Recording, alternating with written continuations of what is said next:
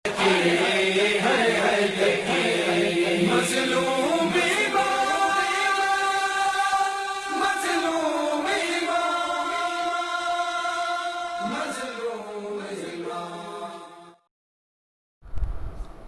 باللہ من الشیطان الرجیم بسم اللہ الرحمن الرحیم نحمدہ ونصلی علی رسولہ الکریم وعلی آلہ الاطیبین الانجبین الاطہرین الاکرمین اما بعد فقد قال اللہ تبارک وتعالی فی القرآن الحکیم وہو اصدق الصادقین وقولہ الحق یا ایہا الذین آمنوا اتقوا اللہ وکونوا مع الصادقین۔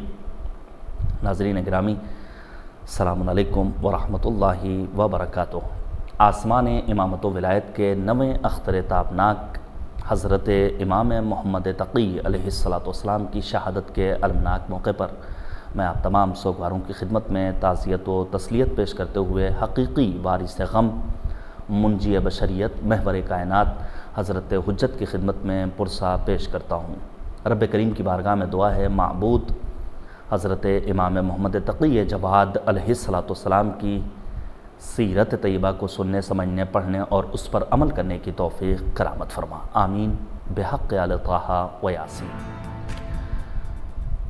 چند ایک باتیں میں امام محمد تقی علیہ السلام کی شہادت و ولادت کے سلسلے میں اور آپ کی امامت کے بارے میں پیش کرنا چاہتا ہوں۔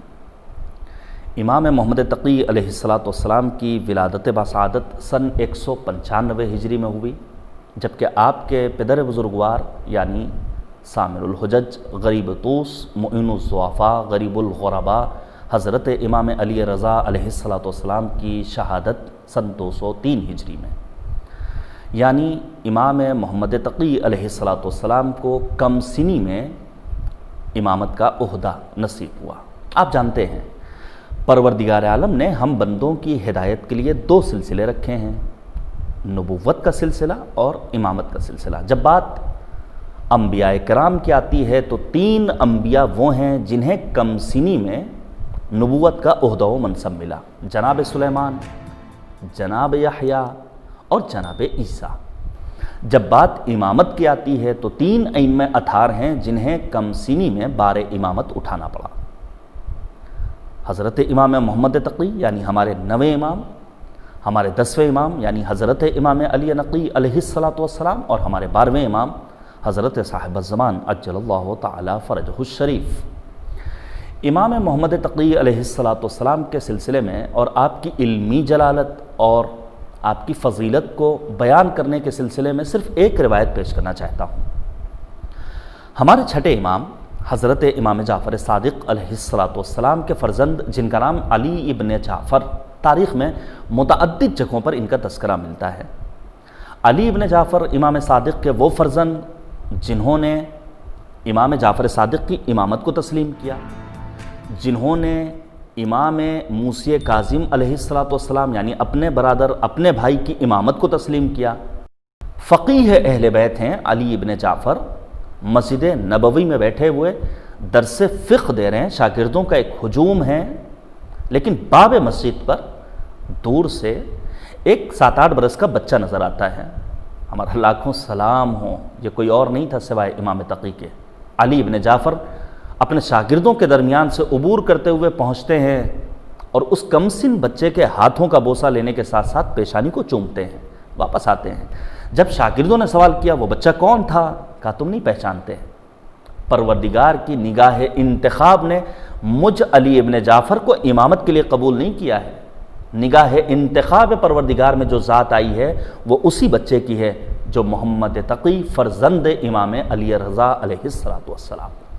ہمارا لاکھوں سلام پہنچے بارگاہ امام تقی علیہ السلام میں۔ امام تقی علیہ السلام نے اپنی کمسنی کے باوجود بادشاہ وقت کا ڈٹ کر مقابلہ کیا ہے۔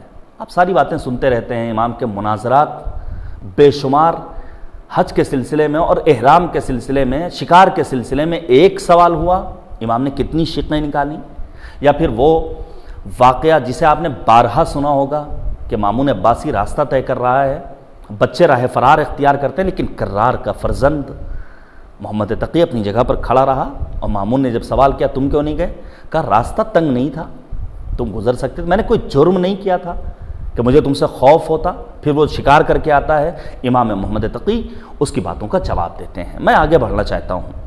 مامون عباسی نے اپنے دربار میں، اپنے زام ناقص میں یحییٰ ابن اقسم جیسے اپنے بڑے عالم و فاضل کو دعوت سخن دی مناظرے کے لیے۔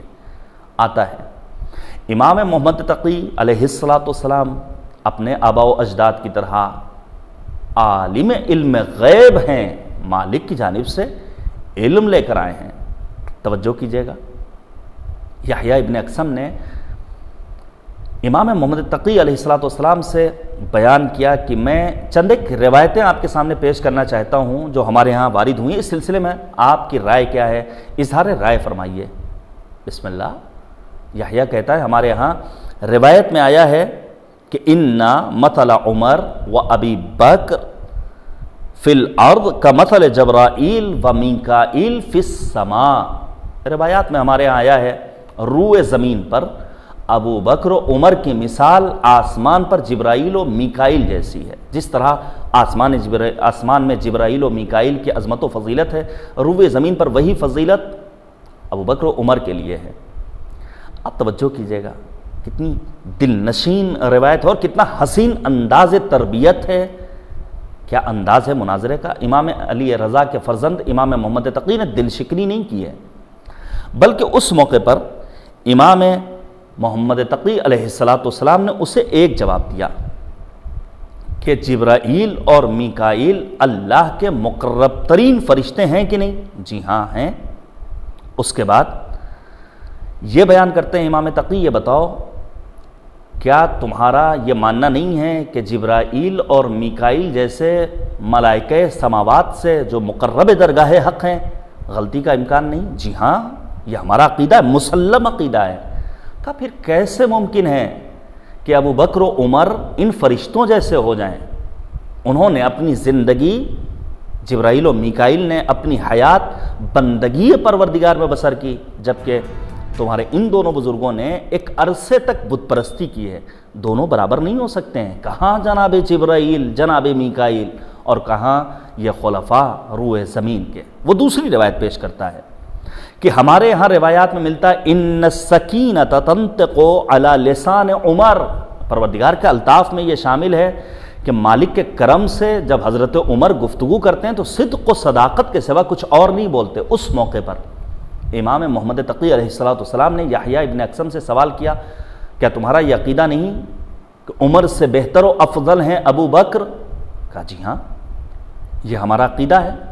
کیا تمہیں وہ صدارتی تقریر حکومت کی باغ ڈور سنبھالنے کے بعد والی ابو بکر کی یاد نہیں، جس میں ابو بکر نے کہا تھا کہ شیطان ہمیشہ میرے ساتھ رہتا ہے، جو کبھی بھی مجھے ورغلا سکتا ہے، میرا ہاتھ تھام لینا۔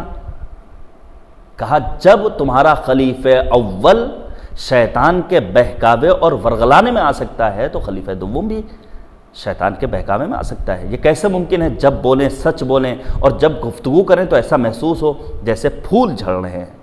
اس کے بعد وہ تیسری روایت پیش کرتا ہے، یحییٰ کہتا ہے ہمارے ہاں روایات میں آیا ہے ان ابا بکر و عمر سید کہول اہل الجنہ۔ ابو بکر و عمر اہل جنت کے بوڑھوں کے سردار ہیں۔ جانے قربان جائیں، حضرت امام محمد تقی علیہ السلام نے مسکرا کر یہی تو جواب دیا تھا، جنت میں بوڑھا ہوگا کون جس کی امامت و سرداری کریں گے یہ دونوں حضرات؟ اس کا مطلب یہ ہوا یہ روایت جعلی ہے جو پہنچی ہے ان حضرات تک اور ان افراد تک اس روایت کے مقابلے میں جس میں معصوم نے ارشاد فرمایا ان الحسن والحسین سید شباب اہل الجنہ۔ حسن و حسین جوانان جنت کے سردار ہیں۔ متعدد روایات ہیں، یہاں تک کہ ایک روایت اور میں پیش کروں، بات کو آگے بڑھا کر کے گفتگو تمام کروں۔ یحییٰ کہتا ہے ہمارے یہاں روایت میں آیا ہے ان عمر سراج اہل الجنہ۔ حضرت عمر اہل جنت کے لیے روشن چراغ کے مانند ہیں۔ جانے قربان، حضرت امام محمد تقی علیہ السلام نے ایک جملہ ارشاد فرمایا، جس جنت میں 1,24,000 انبیاء کرام ہوں، ائمہ اطہار ہوں، اللہ کے منتخب بندے ہوں، اولیاء و اوصیاء پروردگار موجود ہوں، وہاں ان کا نور کس کام آنے والا ہے؟ جنت تو پہلے سے منور ہوگی۔ مالک کی بارگاہ میں دعا کرتے ہیں، ایک کریم پروردگار ہمیں ان معصوم ہستیوں سے دین لینے کی توفیق کرامت فرما۔ میں ایک بات بیان کروں، چھٹے امام حضرت امام جعفر صادق علیہ السلام کے دور سے غالیوں نے اپنا سر اٹھانا شروع کر دیا تھا، یہاں تک کہ سدیر نامی انسان آتا ہے، امام سے سوال کرتا ہے، امام حکم دیتے ہیں۔ امام رضا کے دور میں بھی یہی سلسلہ تھا، جہاں ائمہ اطہار کو رب کہا جاتا ہے، اس موقع پر امام نے یہی تو فرمایا تھا، نحن خزان علم اللہ، نحن تراجمۃ وحی اللہ، نحن تراجمۃ امر اللہ، نحن قوم معصومون۔ اس کے بعد امام نے یہی فرمایا تھا، امر اللہ بطاعتنا ونہى اللہ عن معصیتنا، پروردگار نے ہماری اطاعت کا حکم دیا ہے، پروردگار نے ہم سے سرپیچی کی، مخالفت و ممانعت کی ہے، لہذا تمہیں ہمارا اتباع کرنا ہوگا۔ امام باقر نے بھی یہی فرمایا تھا، من اطاع اللہ فہو لنا ولی ومن عصى اللہ فہو لنا عدو، جو ہماری اطاعت کرے گا وہ ہمارا دوستدار ہے، جو ہماری معصیت کرے گا، جو ہمارے حکم سے سرپیچی کرے گا وہ ہمارا دشمن ہے۔ توجہ کیجئے گا، امام رضا کے دور میں بھی ایسے افراد تھے جو اس قسم کے افراد ان معصوم ہستیوں کے لیے بعض الفاظ کو استعمال کرتے تھے۔ آج بھی ملنگیوں کا ایک دور ہے، علی اللہیوں کا دور ہے، نعرے لگتے ہیں، جو غلو کرتے ہیں، جبکہ مولا کائنات نے صراحت کے ساتھ نہج البلاغہ میں ارشاد فرمایا، ہمارے سلسلے میں دو طرح کے افراد ہلاک ہوئے، جنہوں نے ہمیں آگے بڑھایا ہمارے رتبے اور مرتبے سے، جنہوں نے ہمیں پیچھے ہٹایا۔ نہیں، ہمیں وہ ماننا ہے جو یہ معصوم ہستیاں ہیں۔ توجہ کیجئے گا، حضرت امام علی رضا علیہ السلام نے بھی اس قسم کے عقائد سے کھل کر مقابلہ کیا ہے۔ جب امام علی رضا علیہ السلام نے اپنی ایک چھوٹی سی مثال کے ذریعے بات کو لوگوں تک پہنچایا تو لوگ متوجہ ہوئے۔ امام رضا نے بیان فرمایا کہ فرض کرو کسی ایک بستی میں بادشاہ اپنا وزیر بھیجے اور پھر اس بستی کے تمام افراد، تمام باشندے کہیں نہیں آپ ہی ہیں بادشاہ سلامت، یہ ان نادانوں اور جاہلوں کی بے وقوفی کا نتیجہ ہوگا کہ وزیر کو بادشاہ سمجھ رہے ہیں۔ جب ایک وزیر کو بادشاہ جیسی عظمت دے رہے ہیں تو جو بادشاہ اسے دیکھ لیں تو اس موقع پر کیا عظمت ہوگی، کیا فضیلت ہوگی۔ امام رضا بیان فرماتے ہیں، جب ہم معصوم ہستیوں کو جو منتخب من اللہ ہیں، جو اللہ کے برگزیدہ بندے ہیں، ان کو لوگ رب کہہ رہے ہیں، تو اگر پروردگار عالم کی عظمتوں کو درک کر لیں تو یقیناً معصیت سے، گناہوں سے اپنے آپ کو دور رکھیں گے۔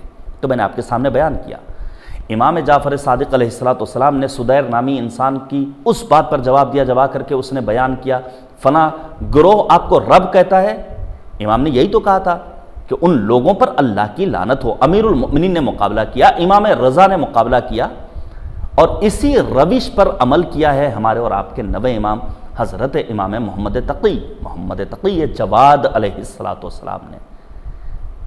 امام محمد تقی نے جہاں جھوٹی روایتوں سے نقاب الٹی ہے، وہیں نظام توحید کی بقا کے لیے، عقیدے کی مضبوطی اور پاسبانی کے لیے، خاص طور سے باطل عقیدوں کو نیست و نابود کرنے کے لیے اقدامات کیے ہیں۔ ابو خطاب جیسے غالی انسان کے قتل کا فتویٰ اور حکم دیا ہے حضرت امام محمد تقی علیہ السلام نے۔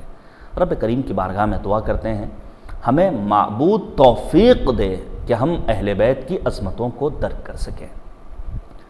میں آپ کی خدمت میں عرض کروں، بارہا توفیق نصیب ہوئی ہے کاظمین پہنچنے کی، آج بھی دو معصوم ہستیوں کا وہ منور اور روشن حرم اطہر موجود ہے بغداد سے کچھ ہی فاصلے پر، جہاں عاشقان صاحبان دل دنیا بھر کے عشاق پہنچتے ہیں، جبہہ سائی کرتے ہیں، دامن مراد بھر کر واپس آتے ہیں۔ رب کریم کی بارگاہ میں دعا ہے معبود ہم سب کو کاظمین کی زیارت سے مشرف فرما۔